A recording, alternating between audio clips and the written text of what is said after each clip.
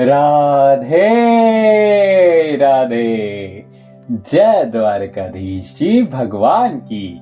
मैं अभिषेक भटनागर आज एक बार फिर आप लोगों का अपने चैनल गॉड इज माइंड पर स्वागत करता हूं। जैसा कि आपको पता है, हमने यह श्रृंखला चला रखी है जिसमें हम श्रीमद् भागवत के महात्म्य का ज्ञान आप लोगों को बताते हैं और आप लोगों को अवगत करते चले जा रहे हैं कि किस तरीके से भगवान श्री कृष्ण की लीला, सारे भगवानों का हाल और क्या क्या गूढ़ रहस्य श्रीमद् भागवत में है। तो धीरे धीरे बस इसे सुनते जाइए और इस भागवत रूपी समुद्र में डुबकी लगाते जाइए। हम आपको एक एक अध्याय रोजाना बहुत सरलता के साथ शुद्ध भाषा हिंदी में विस्तृत करते चले जाएंगे और आपको बस मजा आता रहेगा। चलिए, आज हम भगवान श्री भोलानाथ के जन्म के बारे में आपको बखान करने वाले हैं। ये बहुत ही रोचक होगा कि हमारे प्यारे भोलेनाथ, हमारे प्यारे महादेव किस तरीके से उत्पन्न हुए और किस तरीके से उनको वो सारी जिम्मेदारियां मिली जो कि वो निभाते हैं। तो चलिए, आज के दिन की शुरुआत हम एक बार फिर करने चले जा रहे हैं श्रीमद् भागवत के साथ। करते हैं। आज है 10वां अध्याय, तीसरे स्कंद का 10वां अध्याय हम पढ़ने जा रहे हैं, जिसमें पहले आपको हम बताएंगे ब्रह्मा जी का नारायण जी की कृपा से देवताओं, पांचों तत्वों और वृक्षादिकों का उत्पन्न करना, और 11वें अध्याय में हमारे रुद्र भगवान के जन्म का विवरण होगा। तो चलिए करते हैं।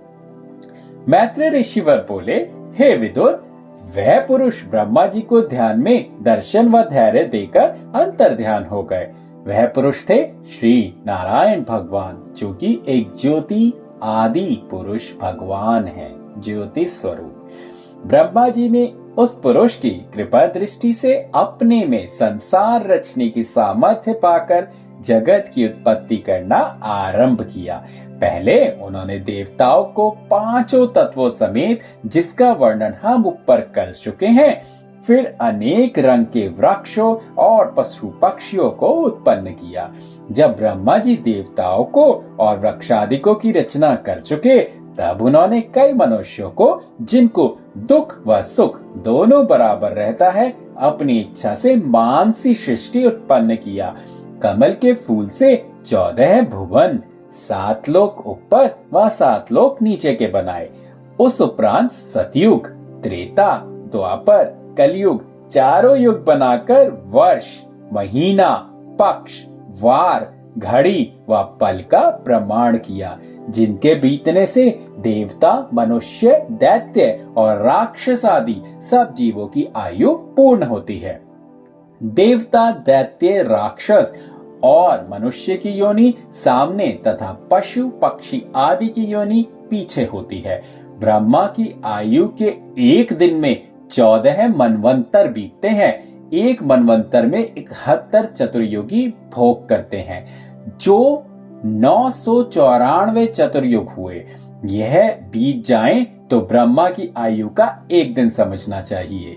उसी दिन के प्रमाण 30 दिन का महीना, 12 महीने का वर्ष और 100 वर्ष की आयु ब्रह्मा की है।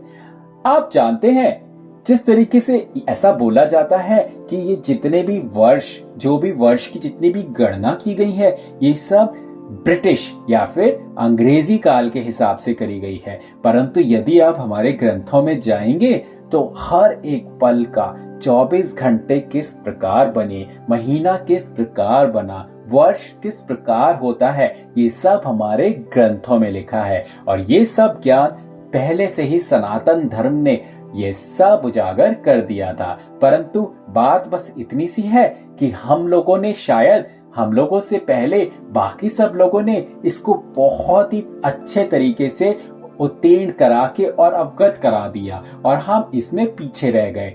अपितु जितना भी सनातन धर्म में लिखा है, जितना भी हिंदू धर्म में लिखा है, यह दुनिया का सबसे पुराना धर्म है। परंतु हम इसका श्रेय नहीं ले पाए और ना ही हम कभी लेते हैं। पता नहीं क्यों, परंतु हम ऐसे ही हैं और जैसे भी हैं हम बहुत सहनशील हैं। देखते हैं आगे कैसे होता है, परंतु जितनी भी बातें संसार में आज के समय में होती हैं वो सब बातें हमारे सनातन धर्म में पहले ही हो चुकी है। विमान आज की डेट में या फिर आज के दिन में दुनिया कहती है कि जर्मनी में या किसी ने भी राइट ब्रदर्स ने बनाया, परंतु यदि आप जाकर उठ के देखेंगे तो पुष्पक विमान कहाँ से आया था, कहाँ था पुष्पक विमान? वो विमान नहीं तो क्या था? तो इसीलिए हमारे धर्म में, हमारे ग्रंथों में सारे गूढ़ रहस्य लिखे हैं, परंतु हम उसको अवलोकित नहीं कर पाए और हम उनको बता नहीं पाए कि ये सारी खोज तो हमारे धर्म में पहले ही हो चुकी थी। चलिए कोई नहीं, कुछ नहीं होता, हम आगे बात करते हैं। रात भी उनकी उसी दिन के बराबर होती है। ब्रह्मा जी के बारे में बात हो रही है यहाँ। 100 ब्रह्मा जी दिन भर जीवों की उत्पत्ति करते हैं। जब ब्रह्मा का एक दिन बीतकर संध्या होती है तब जगत का प्रलय होता है और सब संसारी जीव नष्ट हो जाते हैं। जब रात बीतकर सवेरा होता है तब फिर ब्रह्मा जी सब जीवों की उन्हीं के कर्मानुसार वैसी वैसी योनि में उत्पन्न करते हैं। इसी तरह जब 50 वर्ष ब्रह्मा जी की आयु बीत जाती है तो उसको अर्ध प्रलय कहते हैं, और जब 100 वर्ष ब्रह्मा जी की आयु पूरी होकर उनका तन छूट जाता है तब महाप्रलय होकर चारों तरफ पानी के सिवा और कुछ नहीं रहता। एक वही आदि पुरुष अविनाशी अकेले रह जाते हैं। यह हाल एक ब्रह्मांड का कहा गया। ब्रह्मांड का स्वरूप गूलर के फल के समान समझना चाहिए। इसी तरह बहुत से ब्रह्मांड हैं और सबके मालिक, उत्पन्न, पालन व नाश करने वाले आदि पुरुष भगवान ही हैं। वह चाहे तो कई हजार ब्रह्मांड एक क्षण में उत्पन्न करके फिर उनका नाश कर देते हैं। इसका भेद कोई नहीं जान सकता। वे नारायण जी उस समय भी थे जब कोई नहीं था, और जब कुछ न रहेगा तब भी वे अविनाशी पुरुष स्थिर रहेंगे। मृत्यु उनके पास नहीं आ सकती। वे सदा एक स्वरूप रहते हैं, घटने बढ़ने से कुछ प्रयोजन नहीं रखते। जो कुछ इस ब्रह्मांड में देखते हो सब उन्हीं की रचना है। जो काम उत्तम मध्यम किसी मनुष्य से होता है सबका हाल वे जानते हैं। इस ब्रह्मांड को गूलर के फल के समान समझना चाहिए। जिस तरह गूलर के फल में छोटे छोटे कीड़े रहते हैं और उस फल के तोड़ने पर उड़ जाते हैं, उसी तरह ब्रह्मांड में सब जीव रहते हुए परमेश्वर के भेद को नहीं जानते। जिनको सत्संग करने से ज्ञान प्राप्त होता है वे लोग संसारी व्यवहार व शरीर को झूठा समझकर सब जीवों में परमेश्वर का चमत्कार बराबर जानते हैं। वह आदि पुरुष गूलर के वृक्ष के समान है। जिस तरह उस वृक्ष में हजारों फल लगे रहते हैं, उसी तरह नारायण जी के रोम रोम में हजारों ब्रह्मांड बंधे रहते हैं। इस कारण सब जीवों में उन्हीं का प्रकाश समझना चाहिए। तो यहाँ पे समाप्त होता है हमारा 10वां अध्याय। अब आते हैं, करते हैं शुरुआत जिस तरह से मैंने बताया था श्री रुद्र के उत्पन्न होने की।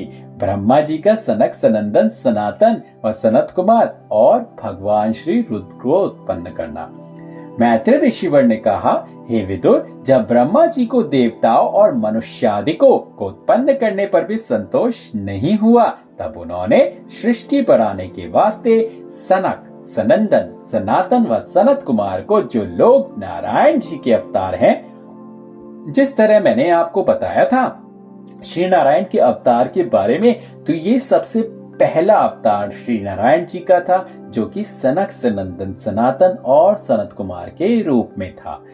अपने हृदय से उत्पन्न किए और उनसे कहा ब्रह्मा जी ने कि तुम लोग भी प्रजा उत्पन्न करो और हमसे जो वरदान हो मांगो सो दे।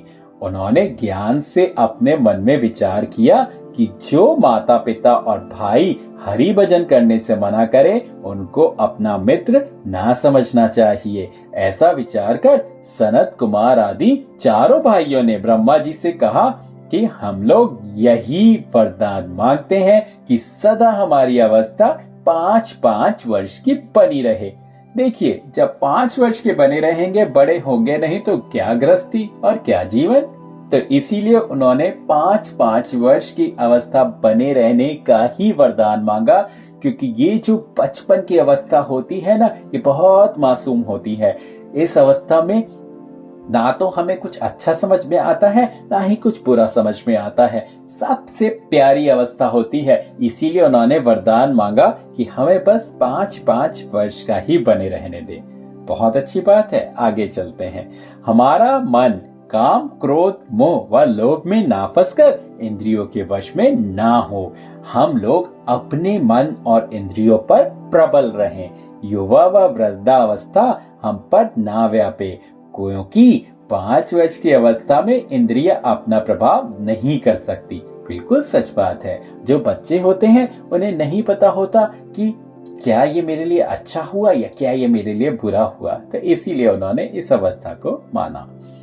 हम लोग हरि भजन करेंगे, हमें जीव उत्पन्न करने की आज्ञा मत दीजिए। संसार के रचने से भगवत भजन में विघ्न होगा। यह बात सुनकर ब्रह्मा जी ने उन्हें ऐसा वरदान दिया कि तुम लोगों की सदा 5 वर्ष की अवस्था बनी रहे, सब इंद्रियां तुम्हारे अधीन रहे। पर जो तुमने मेरे कहने से जीवों का उत्पन्न करना अंगीकार नहीं किया, सो बहुत अनिश्चित हुआ। ऐसा कहकर जब ब्रह्मा जी ने अपने पुत्रों पर आज्ञा न मानने से क्रोध किया, तब उनकी दोनों भौहों से एक पुरुष श्याम व ललित रंग का उत्पन्न होकर रोने लगा। उसको देखते ही ब्रह्मा जी ने पूछा, भाई तू क्यों रोता है? तब उसने उत्तर दिया, मैं चाहता हूँ कि मेरा नाम धरकर मुझे कोई काम बतलाओ। ब्रह्मा जी ने कहा, तूने उत्पन्न होते समय रुदन किया, इसलिए मैंने तेरा नाम रुद्र रखा। तो इस तरह आए हमारे महादेव, हमारे भोलेनाथ। तू जीवों की उत्पत्ति कर, सब देवताओं में श्रेष्ठ होकर रहे। संसार में शिव शंकर, भोलानाथ, महादेव आदि तेरे अनेक नाम प्रसिद्ध होंगे। रुद्र ने ब्रह्मा जी की आज्ञा से राक्षस, भूत, पिशाच आदि जिनके स्वभाव में काम, क्रोध, लोभ व अहंकार भरा था, अपनी इच्छा से उत्पन्न किए। किंतु उन लोगों से ब्रह्मा जी को संतोष नहीं हुआ। उन्होंने रुद्र से कहा, हे रुद्र, तेरी उत्पत्ति क्रोध से हुई है। जब तक तेरे अंतःकरण में सतोगुण नहीं आएगा, तब तक तुम्हारे उत्पन्न किए हुए जीव अधर्मी होंगे। इसलिए तुम पहले जाकर परमेश्वर का तप करो। जब तुम्हारे स्वभाव से तमोगुण छूटकर सतोगुण का प्रवेश हो, तब सतोगुण से जीवों की उत्पत्ति करना। तप करने से तुम्हारे परमेश्वर का दर्शन मिलेगा। यह बात सुनते ही रुद्र जीवों की उत्पत्ति करना बंद करके तप करने चले गए।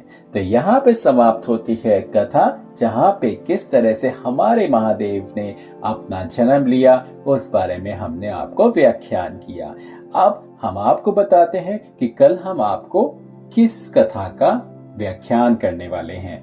कल हम आपको तीसरे स्कंद की श्रीमद् भागवत के 12वां अध्याय और 13वां अध्याय बताएंगे, जिसमें ब्रह्मा जी का नारद, वशिष्ठ, अंगिरा आदि ऋषिवर, राजा स्वयंभु मनु और शत्रुपा को उत्पन्न करना। अब ये राजा स्वयंभु मनु और शत्रुपा, जो कि अंग्रेज कहते हैं एडम और ईव है, उनके एडम और ईव जो कि हमारे सनातन धर्म के स्वयंभु मनु और शत्रुपा हैं। तो ये आपके लिए जानना बहुत जरूरी है कि एडम और ईव ही स्वयंभु मनु और शत्रुपा थे। तो आगे से यदि कोई बोले कि दुनिया में प्रकट होने वाले पहले 2 मनुष्य कौन थे, तो एडम और ईव नहीं, स्वयंभु मनु और शत्रुपा के बारे में बताइएगा।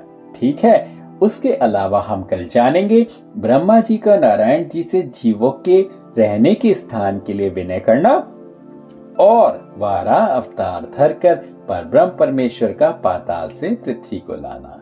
तो बस यही करते हैं आज की कथा को समाप्त श्री राधे राधे के नाम के साथ। राधे राधे। और यदि किसी ने गॉडेस माइंड को सब्सक्राइब नहीं करा है तो जरूर से सब्सक्राइब कर ले। मैं आपसे एक चीज और विनती करना चाहूंगा, यदि हो सके तो इस श्रृंखला को श्रृंखलाबद्ध ही रखिएगा और अपने रोजाना के 10 से 15 मिनट जरूर निकालिएगा। देखिए, इस श्रृंखला को बनाने का मेन उद्देश्य यही है कि आप कम से कम दिन में ही सही कम से कम 10 या 15 मिनट तो भगवान की व्याख्या सुनने के लिए निकालें। और इसके साथ साथ आपको ऐसी ऐसी जानकारियां मिलने वाली हैं जिससे कि आपको अपने सनातन धर्म या अपने हिंदू होने पे बहुत ज्यादा गर्व महसूस होगा। तो ऐसा जरूर करिएगा, ये मेरी आपसे प्रार्थना है। चलिए करते हैं आज के दिन की शुरुआत राधे राधे के नाम के साथ। राधे राधे।